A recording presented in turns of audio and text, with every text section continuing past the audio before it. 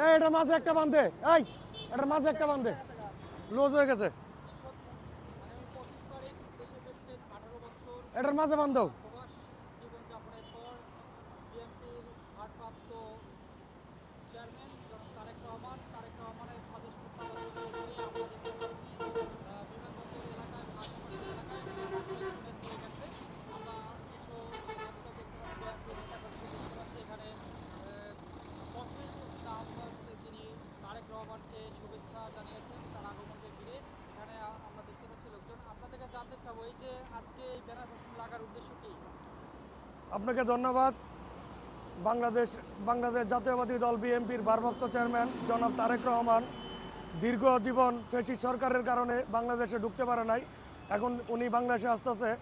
বিএনপির ভারপ্রাপ্ত চেয়ারম্যানকে স্বাগতম জানানোর জন্য আমাদের নেতা ঢাকা মহানগর উত্তরের যুগ্ম আহ্বায়ক রশিদ গ্রুপের ব্যবস্থাপনা পরিচালক জনাব এম কপিল উদ্দিন আহমেদের পক্ষ থেকে তারেক রহমানকে স্বাগতম জানানোর জন্য আজকে আমরা পোস্টার ব্যানার লাগাচ্ছি।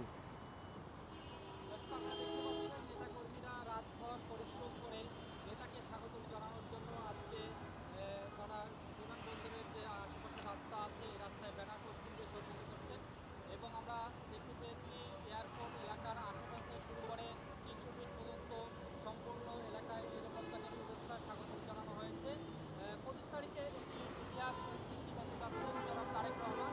এরই প্রেক্ষিতে এসব ব্যানার পোস্টার লাগানো হচ্ছে এবং বিএনপির পক্ষ থেকে জানানো হয়েছে যে স্লোগান ধর্ম তারাকালী কপিল ভাই, ঠিক আছে। আগমন হবে এবং একটি ইতিহাস এই নেতা আছে রে, সেই নেতা কপিল ভাই, ঢাকা টরের মাটি, কপিল ভাইয়ের